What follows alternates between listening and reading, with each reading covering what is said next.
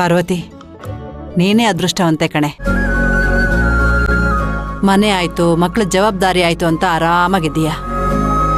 ನಿನಗೆ ದಿನ ಕಳೆಯೋದೇ ಗೊತ್ತಾಗಲ್ಲ ಅಲ್ವಾ? ಹೌದೌದು, ದಿನ ಹೋಗೋದೇ ಗೊತ್ತಾಗಲ್ಲ. ಆದ್ರೆ ತಿಂಗಳು ಕೊನೆ ಲೆಕ್ಕ ಇಡ ತಪ್ಪಲ್ಲ. ಇದೇನ್ ಭಾಗ್ಯಕ್ಕ, ಕೈಯಲ್ಲಿ ಪತ್ರ ಎಲ್ಲ ಇಟ್ಕೊಂಡಿದ್ಯಾ?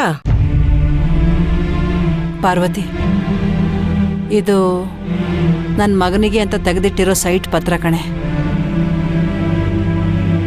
ನಾನು ಅವನಿಗೋಸ್ಕರ ಒಂದು ಚಿನ್ನ ಕೂಡ ಮಾಡ್ಸಾಕಾಗಲಿಲ್ಲ. ಅದಕ್ಕೆ ಅವನಿಗೆ ಸರ್ಪ್ರೈಸ್ ಕೊಡೋಣ ಅಂತ ಒಂದು ಸೈಟ್ ತೆಗೆದಿಟ್ಟಿದ್ದೆ. ಹಬ್ಬಾ, ಪರವಾಗಿಲ್ಲ ಭಾಗ್ಯಕ್ಕ, ಇಷ್ಟು ವರ್ಷ ನಾವು ನಿನ್ ಜೊತೆನೇ ಇದೀವಿ, ನೀನ್ ನಮ್ಗೆ ವಿಷಯನೇ ಹೇಳಿರ್ಲಿಲ್ಲ. ಬಾರಿ ಕಿಲಾಡಿ ಇದೆಯಕ್ಕ ನೀನು. ಈಗ ನಿನ್ ಮಗನಿಗೆ ನೀನೇನಾದ್ರೂ ಈ ಸೈಟ್ ಕೊಟ್ರೆ ಇನ್ನು 6 ತಿಂಗಳಲ್ಲಿ ನಮ್ ಕಾರಣ ಮನೆ ಕಟ್ಟಿ ಗೃಹ ಪ್ರವೇಶ ಮಾಡೇ ಬಿಡ್ತಾನೆ. ನಾನು ಹಾಗೆ ಕನಸು ಕಾಣ್ತಿದ್ದೆ ಕಣೆ. ಆದರೆ ನನ್ನ ಸ್ನೇಹಿತೆ ತುಂಬ ಕಷ್ಟದಲ್ಲಿದ್ದಾಳೆ. ಅವಳ ಗಂಡನಿಗೆ ಒಂದು ಮುಖ್ಯವಾದ ಸರ್ಜರಿ ನಡೀತಾ ಇದೆ. ಅವಳ ಕೈಯಲ್ಲಿ ಕಾಸೇ ಇಲ್ಲ. ನಾನು ಕಷ್ಟದಲ್ಲಿದ್ದಾಗ ಅವಳು ನನಗೆ ತುಂಬಾ ಸಹಾಯ ಮಾಡಿದ್ದಾಳೆ.